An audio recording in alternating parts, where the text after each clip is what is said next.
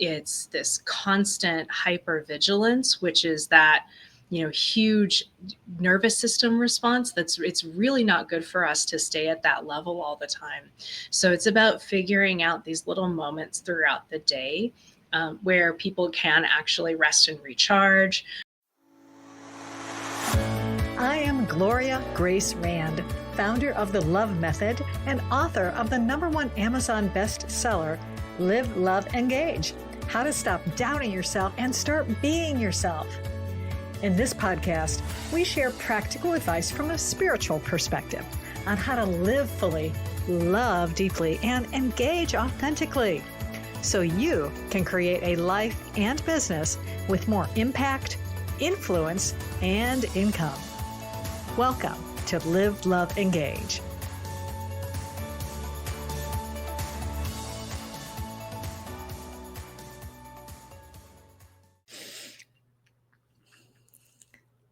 Namaste. Have you ever felt like you were drowning in success, only to realize that your soul was gasping for air? Well, today you're going to meet a former healthcare executive who has seen the devastating impact that stress and overwork can have on employees. And that's why she's passionate about helping individuals, leaders, and teams protect against further stress and create meaningful connections in their lives. But first, I do want to welcome you to Live, Love, Engage, especially if this is your first time tuning in. I am Gloria Grace, founder of Align to Shine Academy, and I work with spiritually minded women entrepreneurs to break free from self-doubt and step into their highest potential. And I know that this lovely guest that we've got coming up here in just a moment is going to help all of you to do that as well. Her name is Jesseca Tighe. She's a career and leadership coach, and she provides leaders and professionals with strategies to get through tough transitions, overcome burnout, rediscover vitality, and find true purpose in their lives. So I'm going to welcome her now officially to Live, Love, Engage. I'm so glad you're here, Jesseca. Thanks for having me. Good to be here. Well, I loved reading up on you and all the different things that you're involved in, but also one of the things that struck me, and because I want to really just kind of dive right in here, is you said that stress is actually a gift that can help us heal. So yes. That may sound counterintuitive to a lot of people. So I'm wondering if you could explain what you mean by that.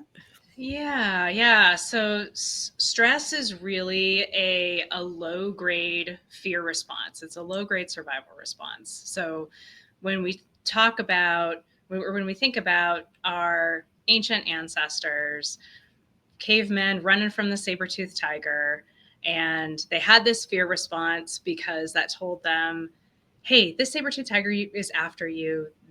This is affecting your life. You need to fight or flee or freeze. That's a new one. But you need to do something in order to save your life. Stress is actually a low-grade fear response. So it's really it's telling your body and it's telling you that something's not right, that there's something's not right. You can't live like this. You can't do this anymore. You're way too stressed out. But we ignore it. And instead of thinking, okay, something doesn't feel right, something is wrong here, I'm really under too much stress, we think of it as something to overcome. We think of it as something to, just ignore. And it's something that's annoying. And it's this existential threat out there. But really, stress, it causes a toll on the body, on your health, on your mental health. And we really need to take it seriously. And so that's what I help people do.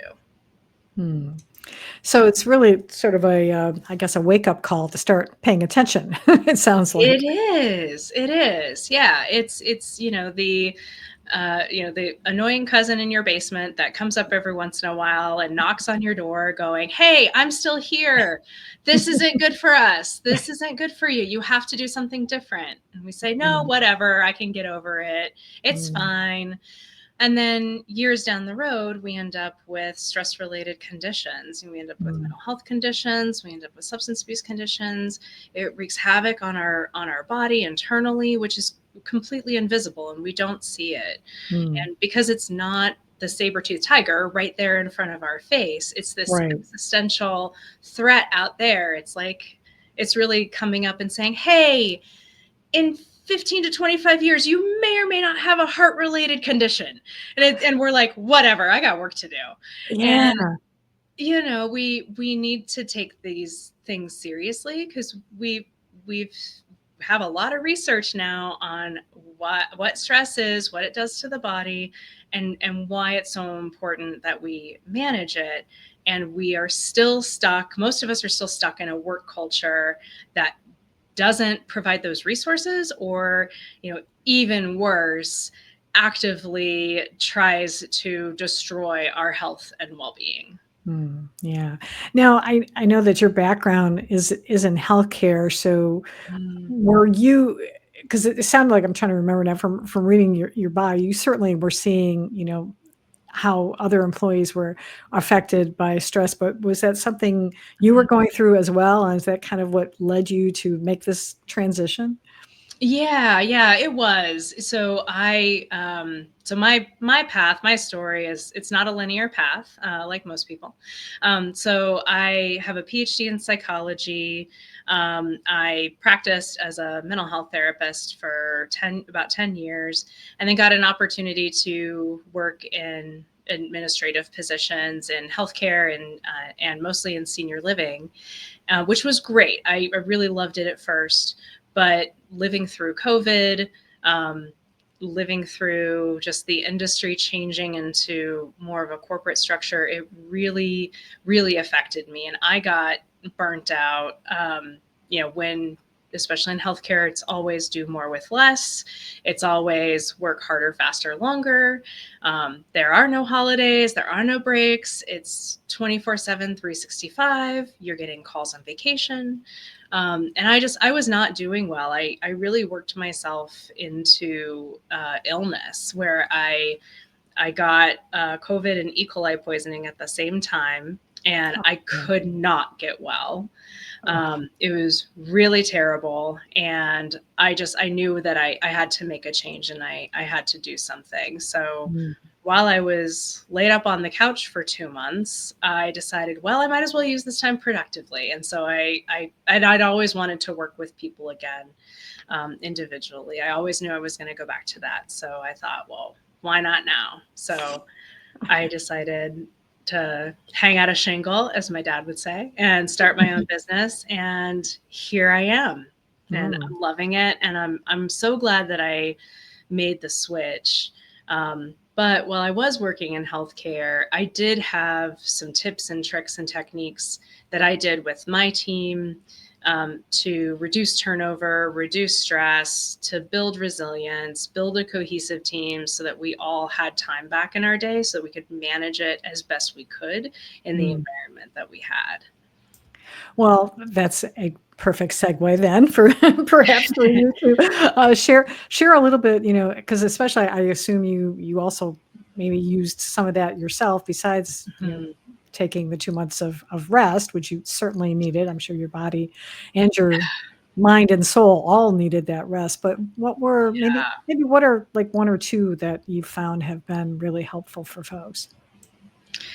You mean modalities of Yeah, healing? Yeah. yeah, Oh yeah. gosh. Well, I personally, I couldn't work. I couldn't talk. I couldn't get up. It was really bad. So I tried to heal my body like it was my job. Like I did meditation, I did yoga, I got a naturopath, I got a functional medicine doctor, I had a Western doctor, I did sound baths, I did massages, I cashed in all my gift cards that had been piling up. And which was also a sign that I never used them because I never had time to use them. I really went into it with a mindset of, all right, there's something really wrong because I could not get well, and it was just day after day of not being able to get any better. And this was the fourth time I had COVID. And so it's not like I didn't have it before. It was just so much worse this time around. I mean, being in the healthcare, I was, you're exposed. It doesn't matter if you're vaccinated to the hilt, but you still get it. But I took it very seriously. I did everything that I could. I took every supplement anybody told me to take. I really put my heart and soul into healing myself and my body. And it, after about a month or so, my hair stopped falling out. My skin wasn't as dehydrated. Like there were serious functional changes that were starting to happen, that are still continuing really to this day. But I just noticed the other day, I'm like, oh, the ridges in my nails are gone. Oh, cool. Like, must be properly hydrated now. Or whatever it is, whatever caused it, I have no idea. But that's what I did. I took it really seriously. I went in whole hog, and it was the most important thing that I was doing at that time, was trying to get better and heal my body. Because I knew, no matter, even with this new business, this venture that I went on, if I wasn't well, there's no way it was going to work. And I didn't want to go back. So. Oh, well, and I think that's a good lesson sometimes, is that you do have to try a variety of things. There is no one cure-all thing for everything. Sometimes you have to go through a few different things to try, and maybe they also accumulate. And I'm sure some of this, helped because of, I know I'm a big proponent of meditation, for instance. So I know that is a great thing to help you with stress levels. But then, of course, when your body is debilitated by illness, then you're going to need other things. So, so it makes sense you tried a variety of things to do, because that's sometimes what you got to do. Yeah. You mentioned, I do want to go back to, you mentioned that with your employees, though, you were helping them with, a couple different strategies to help them with their stress level, especially so you don't end up like you did where you're on the couch. Something you can still do while you're working. So what did you recommend to them? What were a couple of things? Yeah. Well, when I work with clients on a leadership level as a leadership coach, there's a whole program that I take them through. But for some simple tips and tricks, there are some things that you can do to build cohesion. And I consider myself a servant leader. I didn't think I was any better than anybody else. I didn't carry myself that way. I took a very heart-centered approach. And I think also because of my psychology background, I really took their mental health and well-being was the most important thing to me. It wasn't, necessarily managing to the numbers on the spreadsheet, or, doing what the shareholders wanted. Don't tell them. Of course, there was a business, and you've got to run a business. And it's not that we didn't do those things. It's not that we weren't successful. But I think that you can do those things and still take care of your people and take care of your employees in a way that is effective and that makes sense. And so I'm still friends with, people that I supervised, years and years ago. People still reach out to me and, just talk about what a great experience they had. And, I think that was just the main thing that I did. You just treated them as people. I put them first. I put their mental health first. It was just very important to me, even though I was the boss and, I was, working and going a million miles an hour. I should have taken more care of myself, but I was very cognizant of taking care of them and making sure if they had just finished a huge project or had worked a bunch of days in a row or worked a weekend, like, all right, well, I don't want to see you until tomorrow. Like, I love you, go home. I love you, get out. Right. I really wanted to make sure that they got rest and relaxation. And I really fought against the healthcare culture that says, you're going to work 16 hours today and then get up and do it again the next day. And then that's the norm. I didn't want that to be the norm in our workplace, and it was not. So I think I was successful, at least for them. That's good. Now, I know that you work with leaders going through tough transitions. So what are the earliest warning signs of burnout that professionals and entrepreneurs maybe miss or ignore? Yeah. So burnout, a lot of people don't realize. So burnout is an actual ICD-11 diagnosis. So the WHO in 2019 labeled burnout as an ICD-11 diagnosis. So you can actually get diagnosed with burnout as a workplace phenomenon. And there's actually three different kinds. There's frenetic burnout, which is when you're channeling way too much energy into your job, and those regular rewards and benefits are not enough to compensate you.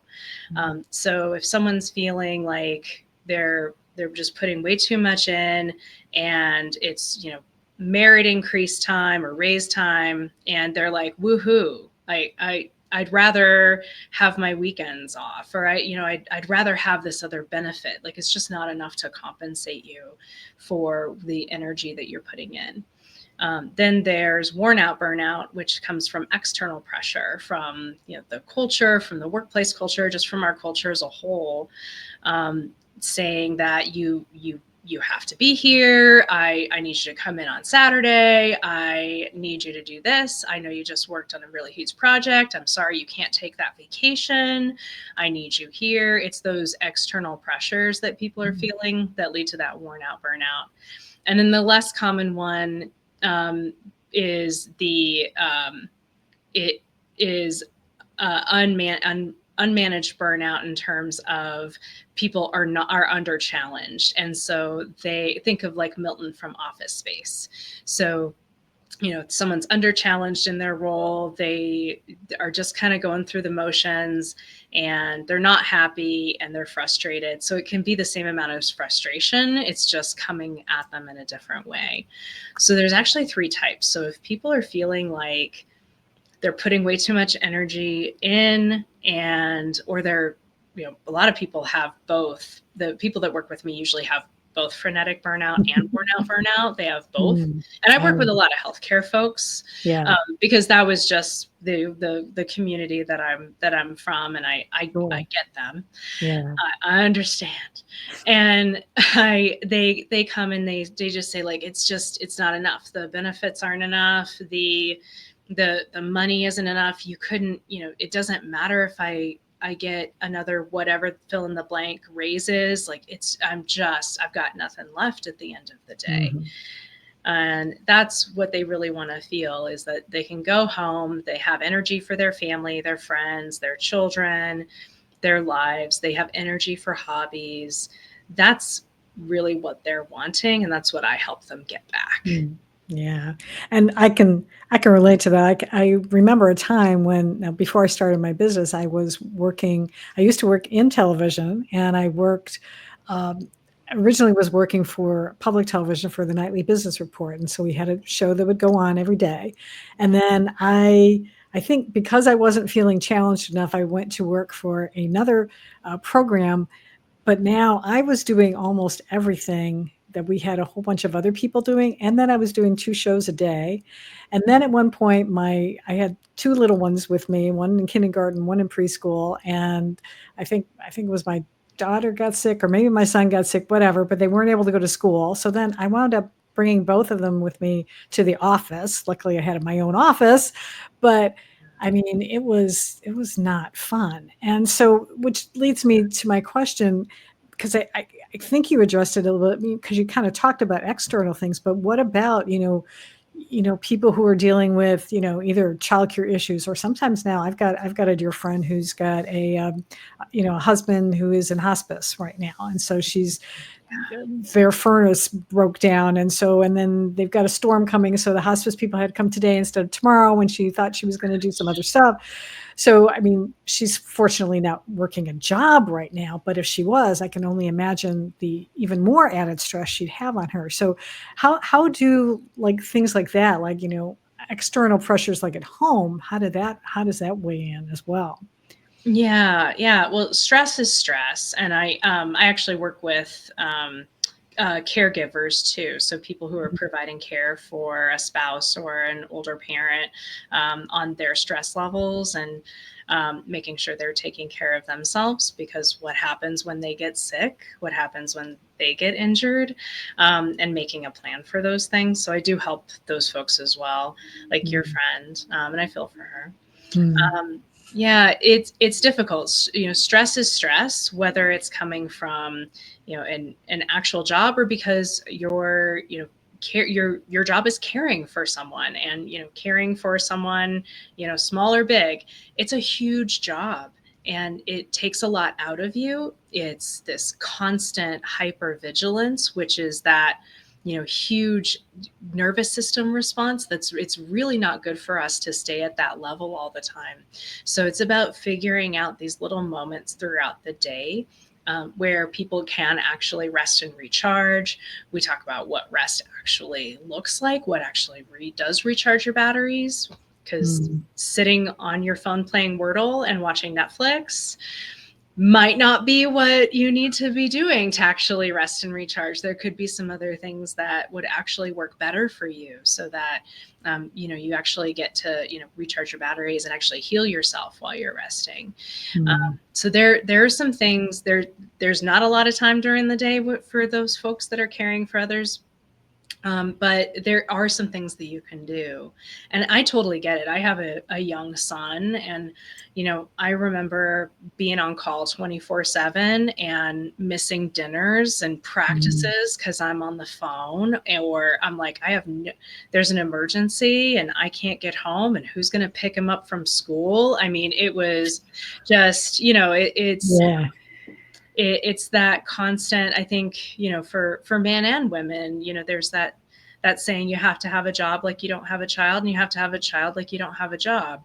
And it's so true. And there are some ways that you can manage it and get through it. I work with a trauma nurse who, she's like, I can't even go to the bathroom during my 12-hour shift. Like, what what are you going to do for me? So we talk about, little micro skills, and actually building in those moments throughout your day, so that you actually can get some rest, get some recharge, and just, bring that nervous system down just a little bit, so that your body can relax. Well, what's an example of what would be a micro skill that you teach? Yeah. So let's talk about just a simple breathing technique. So if you've ever had small children or been around small children, you have seen a weapons grade meltdown. Like, you made peanut butter instead of chicken nuggets, you monster, and they're crying, they're sniveling, there's snot bubbles coming out of their nose, it's the end of the world, and then all of a sudden you see them go and that's your nervous system taking care of you. That's your nervous system saying, like, dude, take a breath. It's just PBJ, it's okay. But they'll go and then you'll notice, if you watch these small little beings, that then they'll start to actually calm down, because their nervous system's engaged, and they can actually relax, like Neo. So Neo's here. He's helping. So that's an opportunity. So like with the nurse that I told you about in my example, I'm like, do you have time to like go? And she's like, well, yeah, I can do that. So we talked about these tiny little breath work exercises that she can do without her shift, just to calm that nervous system down a little bit, so that she can, move on with her day so that it's just not so heightened all the time. And then some things to do before and after shift so that she can actually rest and recharge. Yeah. So. And it is amazing that the breath is so, it's something we take for granted, but if you consciously focus on it, I could see how that, even just doing that kind of a, just to say, okay, yeah, let me. Yeah. Breath work's very important. It'll kick your parasympathetic nervous system in so that it can actually do what it's meant to do and to decrease your stress level. And it will take care of you. We just have to let it. Yeah, absolutely. What would be a commonly held belief perhaps about either stress or burnout for that matter that you passionately disagree with? That's a good question. I think I don't necessarily disagree with some of the conventional advice out there. I think I would just caution people on what they attach to. If you Google, if you're burned out and stressed out, you're trying to take care of yourself. If you're Googling how to deal with burnout, you read these articles, and the articles kind of say, you should exercise at least 30 minutes a day, which is great. Yeah, get those good endorphins going. We all know that that's good for us. Eat well, lots of leafy greens. There's this conventional advice that they kind of go through. And I've had clients come and work with me after reading some of this stuff or doing some of this conventional advice. Like I had a client that came in and said, and she's never been a runner. She's, kind of had exercise plans here and there, but she's like, well, I knew I needed to, run for I read this article and I need to run for 30 minutes a day. So I've been doing it for 2 weeks, but I'm so exhausted. And now I'm a vegan and I'm still not feeling any better. And I'm like, well, yeah, like you're putting more stress on an already stressed system. Right. So unless those things are beneficial to you and you know that they are, and it's a practice that you commonly do and you know how your body's going to react to that stress, don't do that. You don't need to do all those things. It's more about making, doing things that are, smaller in terms of self-care, finding out what actually really helps you personally rest and recharge, because it's different for all of us. Yeah. We all can't, run for 30 minutes a day. I can't. I've never been able to do that. Even if somebody's chasing me, like the 𝘧𝘦𝘦𝘭𝘪 tiger is going to get me. I'm done. But, so I would say it's not that I don't agree with those things. Those things are important. They are a part of, my program for clients, but it's in a different way. And I think that they should just be aware that some of that advice isn't necessarily going to be what's good for them. Yeah. Yeah. Because we're all unique individuals, and also depending on how your overall health is, if you started trying to run, and I can say this from experience because I did a marathon. I've done a couple. I did my first one when I was in my 40s. I was not in very good shape, so I did run walking, but still, it took me a freaking long time, like over 7 hours to finish this marathon, when it should have been more like, 4.5 to 5 hours or something if I'd been in decent shape to do it. And yeah, I can see it's just going to cause more stress, and it could even cause a heart attack, frankly, if you're trying to run a half an hour and you're not used to doing it. So absolutely, baby steps. Yeah. I like how micro steps or baby steps. You got to start small and do things that are going to be friendly to you, not absolutely add more stress. Yeah, absolutely. Oh my goodness. Yeah. I'm going to change gears just slightly here because I like asking my guests this, and it'll be interesting to see, especially in your field. What are you curious about right now? Oh gosh, what am I curious about? I am I'm kind of on. So I've I've always been a very spiritual person, but I, kind of got out of my practices for a while there. So I'm just kind of rediscovering. I'm reading a lot of my old books. I'm getting more into meditation. I have a pretty active journaling practice, and just trying to, connect with that liminal space.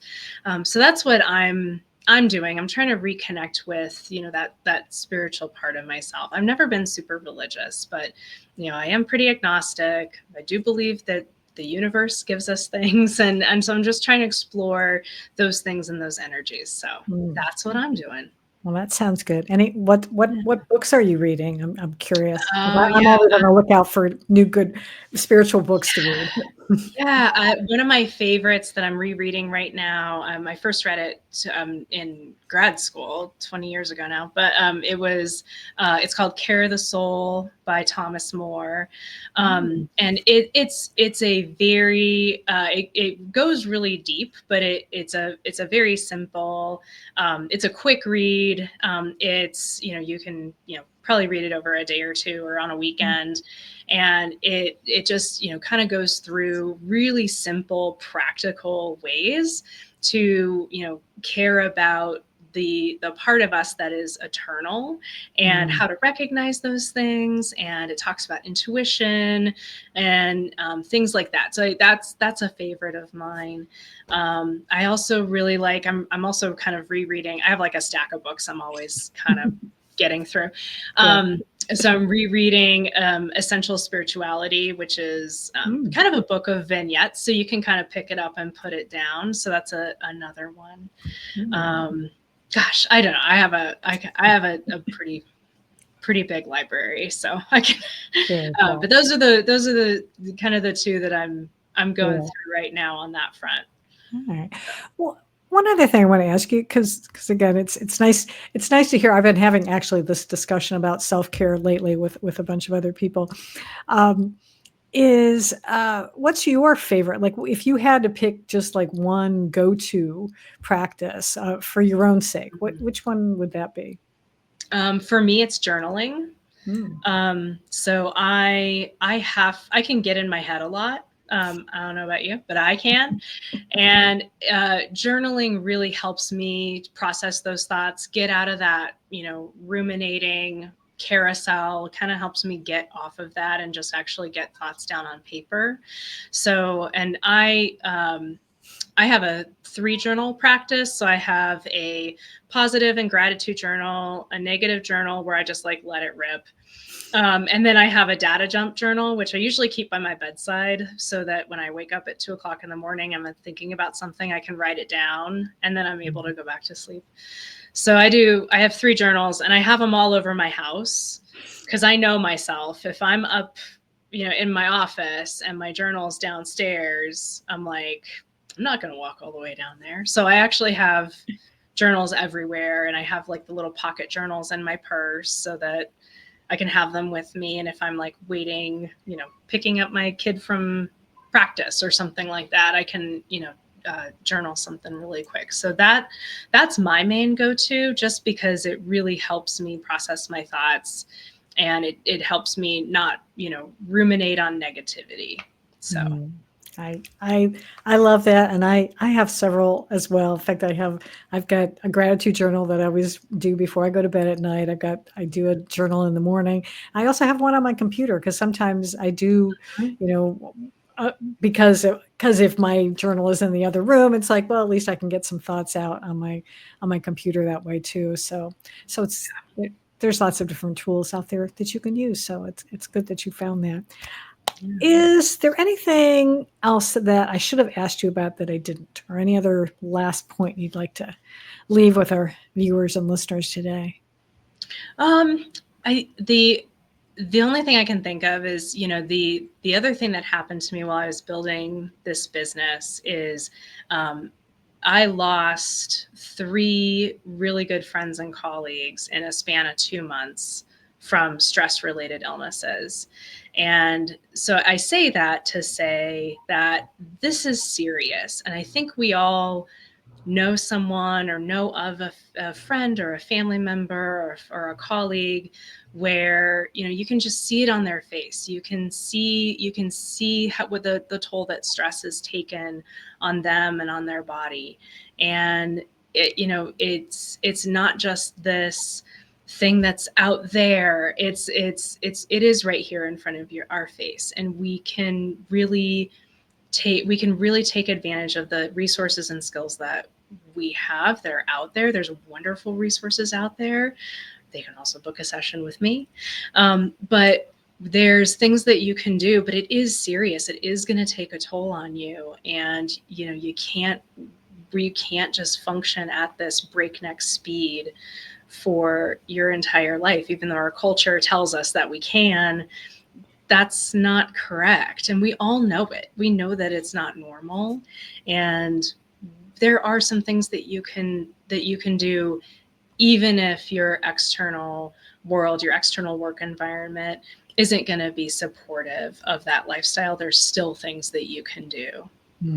Yeah, absolutely. Yeah. And it requires sometimes reaching out, you know, don't be afraid to ask for help. You know, perhaps, you know, contact someone, like you said, you know, contact you, and, you know, or people like that, reach out in your community. You can even find, you know, especially I know suicide has been like so rampant over the past few years that, you know, there are people out there that you can, you know, go online, search for it, and you can call someone and get like a number, so you don't have to go it alone. Which brings me to, you know, if someone does want to contact you, you know, and maybe share about, I don't know if you have any other resources that people can access through you. Where's the best place for people to do that? Yeah. So they can get a hold of me in a lot of different ways. So my website is Solutions for Health, SOUL, Solutions for Health, 4 spelled out. And then it's Jesseca Tighe, and it's Jesseca Tighe on all the socials.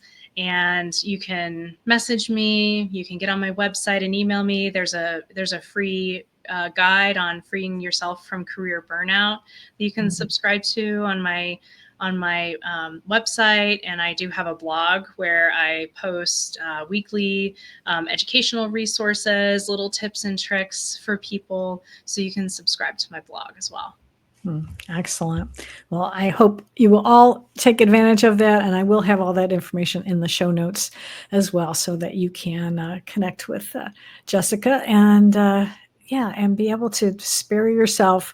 You know, don't wait until you hit burnout, I think, is probably also the lesson here. Maybe listen to those signals that, you know, you talked about, that stress is knocking on your shoulder and saying, hello, right? Absolutely. Yeah. Sometimes it taps you on the shoulder, and sometimes it throws a brick at the back of your head. So just why don't you listen to the taps first? Yes, absolutely. Be proactive. Don't wait until it's, you know, you don't want to end up like, you know, like you were with having to take 2 months off of work. It's not good. Doesn't help anybody. Yeah. 10 out of 10 do not recommend. Yeah, absolutely. Well, thank you so much for being with us today. I really enjoyed our conversation, and I know people got a lot of value out of it. So I appreciate you. Thanks you so much for having me. I appreciate it. Yeah. And I want to thank all of you for watching or listening, whether you're watching on YouTube or you're listening on your favorite podcast platform. And I hope if you're not subscribed already that you will. And that way you'll be able to get notified of our next episode and get some more information on how to be able to really improve your life, so that, as I always say at the end, I encourage you to go out and be able to live fully, love deeply, and engage authentically.